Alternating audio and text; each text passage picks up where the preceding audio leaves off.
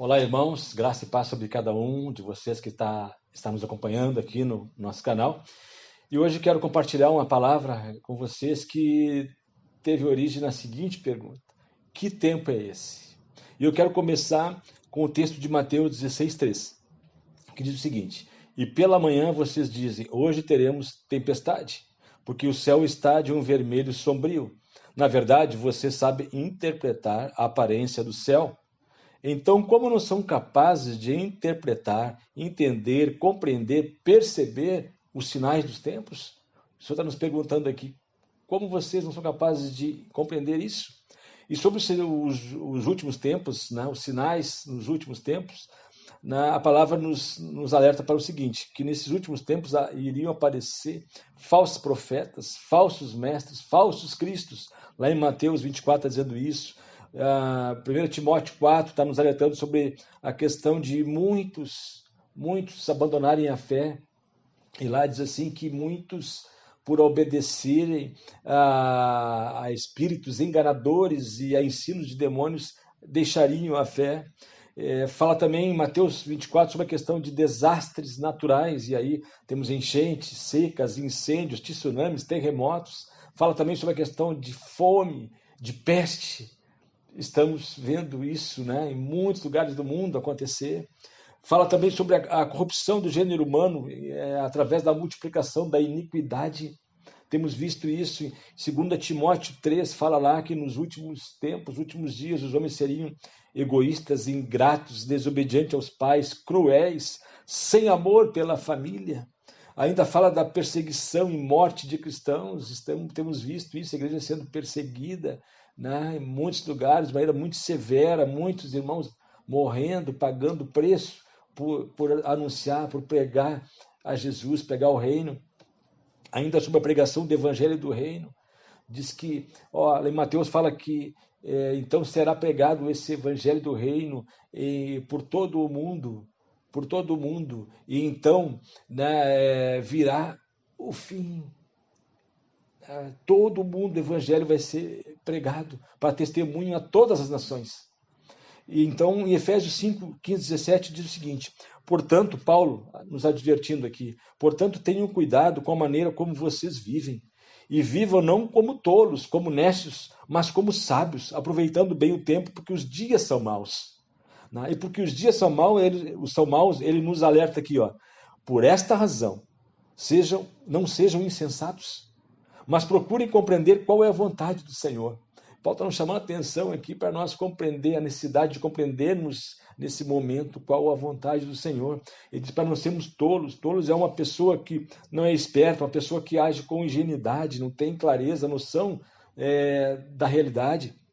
Nécio, uma pessoa que não tem conhecimentos, né, ignorante no sentido de não ter conhecimento sobre alguma coisa, uma pessoa que não é prudente, né, insensato, uma pessoa imprudente, sem juízo, fora da casinha.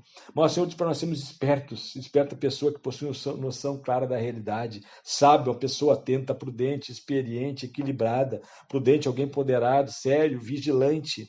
E ainda em Mateus 25, 1, 12, nós temos a história das 10 virgens, onde 5 eram honestas e 5 prudentes. Nós sabemos a história que diz que as 5 prudentes levaram as suas lâmpadas e junto levaram óleo, para se caso faltasse, teriam óleo para manter as suas lâmpadas acesas. As nécias não fizeram isso, levaram só as lâmpadas, não levaram óleo. E depois queriam que as prudentes emprestassem óleo. E elas disseram, não, se emprestar para vocês, vai faltar para nós também. Então vão e comprem. Elas foram comprar, e quando voltaram, o noivo já tinha vindo, as prudentes tinham entrado para as bodas com o noivo, e elas ficaram desesperadas, batendo a porta, querendo entrar, e o noivo disse assim, olha, sinto muito, mas eu não conheço vocês. E elas não puderam entrar. E ainda em Mateus 26, fala sobre Jesus com os discípulos, foi orar ali no Getsemane, e levou os discípulos, e aí disse, fiquem aqui e vigiem comigo, enquanto eu vou ali à frente orar. Fique aqui e vigie. Jesus foi orar, e quando voltou, eles estavam dormindo. E ele disse, vocês não puderam vigiar nem uma hora comigo? Novamente, o Senhor nos chamou a atenção para a necessidade de vigilância. Discípulos de Jesus são pessoas sábias, são pessoas responsáveis, prudentes, pessoas que têm uma noção clara da realidade, do momento que estão vivendo. A palavra nos diz para sermos sábios, aproveitar bem o tempo. Como estamos aproveitando o nosso tempo? De que maneira podemos aproveitar bem esse tempo? E aí voltamos para a pergunta inicial. Que tempo é esse, queridos? Que tempo é esse que estamos vivendo? Bom, esse é um tempo de Deus para nós, um tempo para nós sermos capacitados, equipados pelo Senhor. O Senhor tem uma vontade, o Senhor tem um propósito para cumprir. A vontade de Deus para nós nesse tempo não é nos fazer sofrer com esse momento, com essa pandemia, mas sim nos aperfeiçoar, nos permitir que passemos por experiências que vão nos fazer amadurecer como discípulos, visando nos habilitar e nos qualificar para toda a boa obra. As coisas de Deus não são sem sentidos. Nosso Deus é um Deus de propósitos. Precisamos crer que Deus está no controle. Bom, queridos, e quando dizemos assim, Deus está no controle, e temos falado muito nesse tempo, né, que Deus está no controle, e de fato está, e sempre teve, nunca vai deixar de estar. Mas quando dizemos assim, quer dizer que Deus está no controle. Quando Deus está no controle, Deus está agindo, significa que Deus está agindo. Deus não para nunca de agir, porque nosso Deus não é um Deus passivo, não é um Deus omisso, ele é um Deus presente, ele é um Deus de atitude. Esse é um tempo para procurarmos entender a vontade do Senhor. Nós lemos lá no texto, né? Paulo nos advertindo, aproveitem bem o tempo, procurando conhecer a vontade de Deus. Nós precisamos nos dedicar a buscar, a conhecer, a entender a vontade de Deus para nossas vidas. Um tempo de nos achegarmos e buscarmos a Deus, tempo para estarmos com Ele. Lá em Marcos 3, quando Ele chamou os discípulos, a primeira coisa que Ele fez foi chamar os discípulos para estarem com Ele, para estarem junto a Ele, não para Ele fazer qualquer coisa, não, mas antes para estarem com Ele, para depois enviá-los. E ainda lembramos da passagem de Marta e Maria. Né? Marta estava lá envolvida com muitos afazeres da casa, e eram coisas listas, eram coisas que tinham que ser feitas assim. Né? Mas Maria estava lá aos pés de Jesus, ouvindo de Jesus, né? Tendo aquele tempo ali com o Senhor, ela priorizou aquilo. Né? E Jesus disse, Marta, está muito ansiosa, Marta, está muito atarefada. Né? Era uma coisa que sim, que era lista, que era necessário fazer, mas naquele momento não era aquilo que Jesus queria que Marta fizesse. O que Jesus queria que Marta fizesse naquele momento era que fizesse a mesma escolha que Maria fez, estar ali aos pés do Senhor, aprendendo do Senhor, ouvindo do Senhor. E o Senhor disse, olha, é muito pouco é necessário, na verdade, uma só coisa. E Maria escolheu a melhor parte. Amados, o Senhor quer que nós façamos que nem Maria, escolhemos todo dia a melhor parte, estar com Ele, ouvi-lo todos os dias, em todo o tempo, ligados ao Senhor. Amém? A vontade de Deus para nós nesse tempo também. O salmista disse assim, é que nós coloquemos nosso coração diante de Deus para que Deus sonde o nosso coração. O salmista diz assim, sonda-me, ó Deus, e vê se há em mim algo que te ofende. Eu achei precioso essa tradução.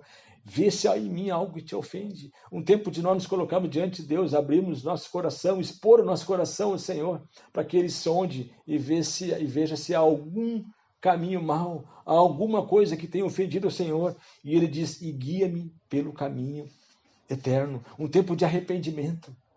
Um tempo onde precisamos nos colocar diante de Deus e pedir, Senhor, sonda-me, e nos arrependermos dos nossos maus caminhos.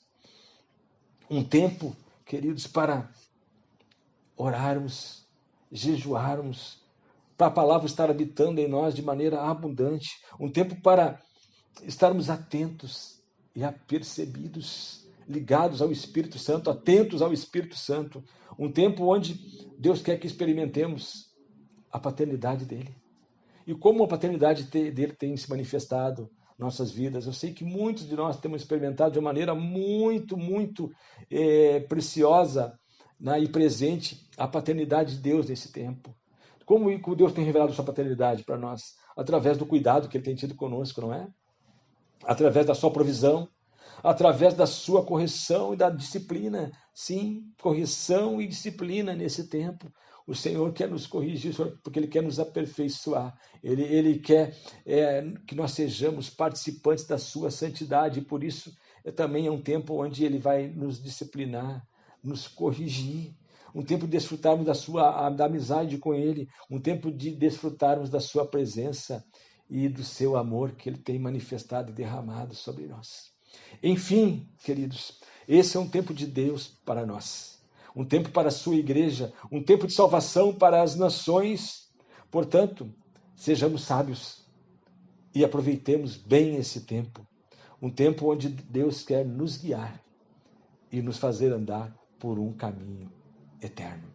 Amém, queridos? Que o Espírito Santo traga a clareza e a revelação da vontade dele para cada um de nós nesse tempo, para a sua igreja, para que nós nos coloquemos, nos apresentemos a ele como os cooperadores que Deus quer nesse tempo, que Deus quer levantar nesse tempo, para que a vontade dele se cumpra plenamente, em nome de Jesus. Amém, queridos?